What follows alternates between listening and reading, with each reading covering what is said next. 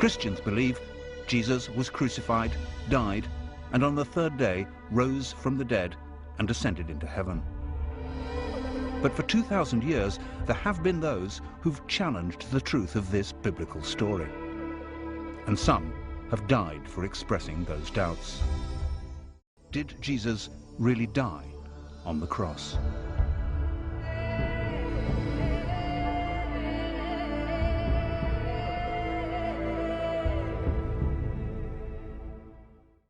But throughout history, there have always been those, sometimes Christians, who've asked awkward questions. Would a man die after only 6 hours on the cross? Was he drugged? What really happened in the sepulchre? And if Jesus didn't ascend into heaven, then where did he go? For many Christians, these questions risk undermining the whole basis of Christianity and are extremely controversial. The most crucial part of the story, which all Christians are expected to believe, is the idea that Jesus rose from the dead. The resurrection. The resurrection is actually the primary story at the heart of Christianity, without which you wouldn't have a movement. You could have Christianity without the virgin birth. However, none of them tells it without a resurrection story. Some people suggest that Jesus was rescued from the crucifixion and escaped to live a secret life in southern France. Some have been convinced that Jesus survived and traveled to the mountain kingdoms of Kashmir, where he lived to the age of 80. Almost all we currently think we know about Jesus comes from the four Gospels: Matthew, Mark, Luke, and John. The four Gospels were all apparently written between 40 and 100 years after the crucifixion, which Roman history tells us happened around 30 AD. Originally, all these Gospels circulated anonymously. There were no names attached to them until almost 200. And the Christian theologian who came up with the idea of having a New Testament was roundly condemned as a heretic. Whoever did really write the four Gospels, the description of Jesus' death in all of them is brutal. Why did Jesus die so quickly? Why did Joseph and Nicodemus take so many herbs into the tomb? Hundreds of millions of Jews and Muslims may accept that Jesus lived and died in first century Palestine, but only Christians believe he rose from the dead. But in the earliest versions of the earliest Gospel, Mark, there are no resurrection appearances at all. The Gospel simply ends with the discovery of an empty tomb. The last verses of Mark, which do contain resurrection stories, were added 200 years later. Some scholars go so far as to suggest that the story of the resurrection was also created as an extraordinary psychological tool to bring in new converts, let alone the miracle of the resurrection. Since the 18th century, we've lived in a climate where people have distinguished between faith and belief. So the whole effect of science on religion really has been to throw religion back, to prove what we can believe in. However, there have been those who've gone back to the original gospel stories of Jesus' death and resurrection and come up with more credible but no less startling conclusions about what exactly happened 2,000 years ago. You read the story of the empty tomb, and on Friday someone is killed, and on Sunday they're gone from the tomb, and you ask the question, what might have happened? Either God raised him from the dead, which is the traditional Christian affirmation, or the body was carried away by someone, body stolen. But there is another possibility. The Gospels describe how, after his resurrection, Jesus ate, drank, and Thomas could touch his wounds. It's therefore perhaps not surprising that some people who've looked for natural explanations of miracles have suggested that Jesus was alive because he didn't die on the cross. There are many versions of that story. One came up in a book years ago called The Passover Plot, which suggested that he had been sedated on the cross, that he was removed quite early, and therefore could well have survived. That's certainly a possibility. The disciples did manage to give Jesus some kind of substance on a sponge. They filled a sponge with vinegar and put it upon hyssop, and put it to his mouth. And Jesus immediately died after taking this substance. When Jesus had received the vinegar, he said, "It is finished." The Jewish historian Josephus wrote of one of his own friends surviving crucifixion in Palestine in the 1st century. He's traveling out to a village named Tekoa to scout land for a Roman camp. And he notices that 3 of his friends are hanging on crosses. So he requests that they be allowed to, that they be brought down. And Titus, the Roman general, gives him permission. The 3 are brought down immediately and given medical care. And 2 of them died, but the 3rd survived. So is it possible that Jesus survived? Certainly his crucifixion was speedily executed, perhaps too speedily. When you look at the story of Jesus and how he was executed by the Romans, he's on the cross for 6 hours. The assumption is that he's dead. The Roman soldiers checked the body. There were 2 others crucified according to the gospel accounts. And they broke the legs of those to hasten their death because the Sabbath day was coming. When they came to Jesus, they said he's already dead. Presumably, his body's motionless, he's quit breathing. They then prepare the body and put him in a tomb. And presumably it's sealed up and he's dead for all practical purposes. The question, though, is he clinically dead? We do have stories, both from the modern world and from the ancient world, where people appear to be dead, and for all practical purposes they are dead. That is, they're not responding to the outside world, but then they do, in fact, revive or come back. We call it resuscitation, but if you want to press the language, that would be resurrection.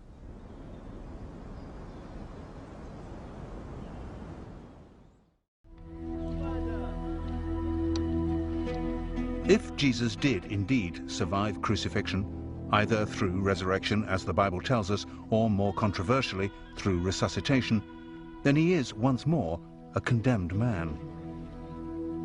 The Bible is said to solve this problem with a miracle called the Ascension. Jesus is taken bodily into heaven. But the interesting fact is that the Ascension does not actually appear in the original form of the Gospels. The Ascension references in Mark are among the verses which, as we've seen, were added 200 years later. There is one line in Luke which reads, "and was carried up into heaven." But again, this does not appear in all Bibles. It was in fact inserted, simply because the Ascension is referred to in a later book of the Bible, the Acts of the Apostles, and it's always been assumed that Luke was the author of the Acts. There's no Ascension in Matthew, and John's Gospel ends with the enigmatic. And there are also many other things which Jesus did, the which, if they should be written every one, I suppose that even the world itself could not contain the books that would be written. So what was it that Jesus did? One of the stories that emerges from this question depends upon the idea that Jesus' relationship with Mary Magdalene was a very special one. If you read John's Gospel, the first person who saw the risen Christ, i.e. the first Christian, was Mary Magdalene. So I think when the church tries to sideline the idea that Jesus had relationships with women, that he had close relationships with women, it's laughable, really. I mean, it's part of this problem that they always say that that the thing that non-believers find hardest about Jesus was his divinity, and the thing that Christians always find hardest about Jesus was his humanity. I mean, he was a man. I'm perfectly happy with the concept that Jesus had a relationship with Mary Magdalene, that it was long and important and, you know, was one of the dominant things in his life. He was huge. The idea, of course, that Jesus may have had a very special relationship with Mary may be offensive to many Christians, but some historians have gone even further. They've suggested that Jesus and Mary might have married, that they might even have had children.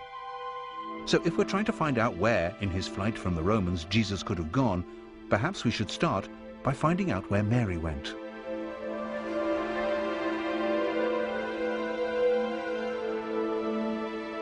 There is a tradition that some years after the crucifixion, Mary Magdalene came to the Camargue region of the south of France. Here she lived and died, and the Basilica Sainte Mary Magdalene is a shrine to her memory. This was the center of what became known as the cult of the Magdalene. The cult of the Magdalene was very powerful in France up until the Middle Ages. The faithful wanted to believe in a mother figure, and the church were very anxious that they should not believe in Mary Magdalene as having been a mother figure for obvious reasons, which were that she might have been the spouse of Christ, that she might have had his child, that she might have produced a bloodline. So these stories could have a historical foundation. After her death, Mary Magdalene's relics were placed in a sarcophagus and then hidden. It was not until 1279 that they were rediscovered, and this basilica was built for their safekeeping. Sealed within the crypt, in the center of the church, is what is claimed to be the skull of Mary Magdalene.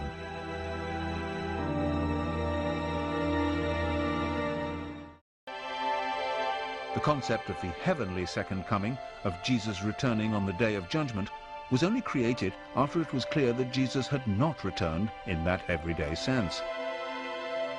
But if Jesus did decide to leave Palestine, France still doesn't seem like a likely destination.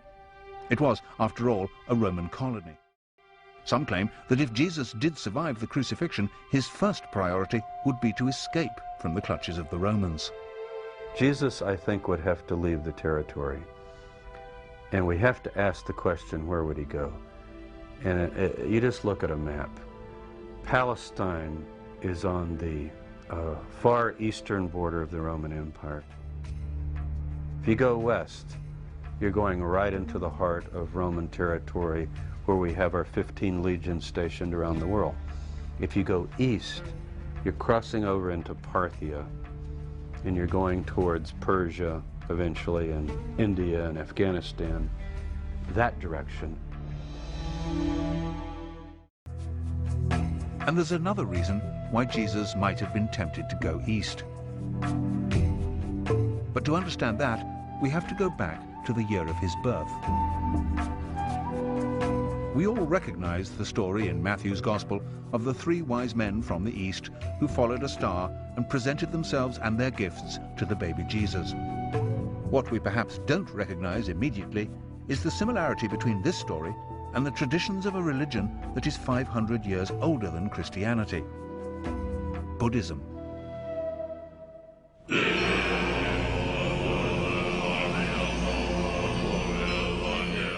When a great Buddhist holy man or lama dies, wise men consult the stars and other omens and set off, often on extraordinarily long journeys, to find the infant who is the reincarnation of the lama.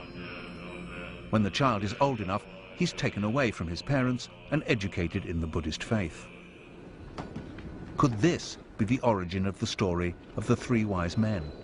Could Jesus have been taken to India as a child and taught as a Buddhist?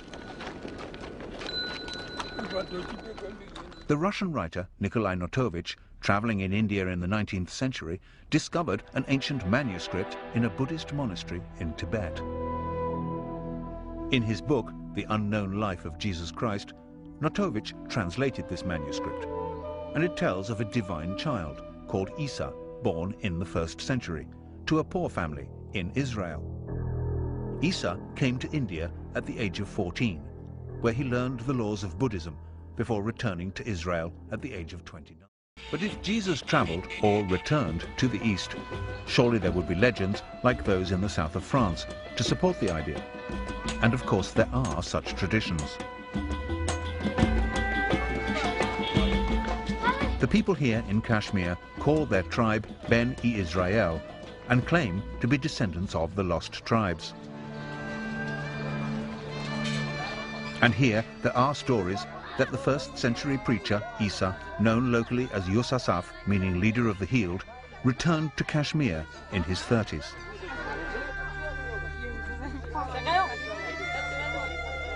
Yus Asaf's ministry here can easily be seen as a continuation of the Jesus ministry.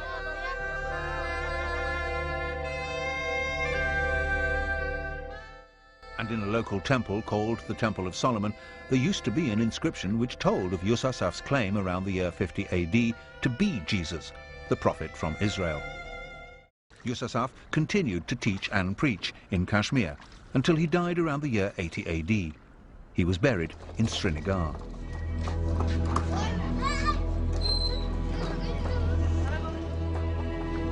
And this, they say, is Yusasaf's tomb. The first building erected around this site was built in 112 AD. In fact, it's now a shared gravesite. In the 15th century, the Islamic holy man Syed Nazir ud-Din was also buried here.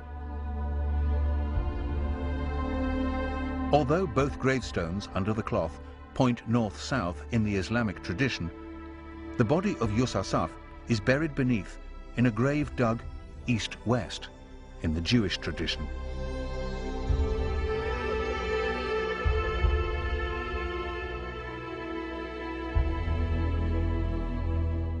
Next to the sarcophagus are two carved footprints. The marks on these are said to be the symbolic representations of the scars of crucifixion. The footprints were carved as a sign. The scars are clearly visible, received when he was nailed to the cross. They show that this is the same person who came from Israel and that he lived and died here. You won't find any footprints like these anywhere else in Kashmir. We don't have that tradition. He did not die on the cross. There was no resurrection. He did not ascend into heaven, and he does not sit at the right hand of God. For many Christians, this would be the end of Christianity as we know it. People say, well, of course, here he is, he's alive again. I have stories people saying, what do you mean? Don't be silly, that can't happen. They knew as well as we do. And yet, right in the heart of it all, they come back and say, it really has happened, it's completely blown us away, it's changed our worldview, and it's gone on changing people's worldviews ever since.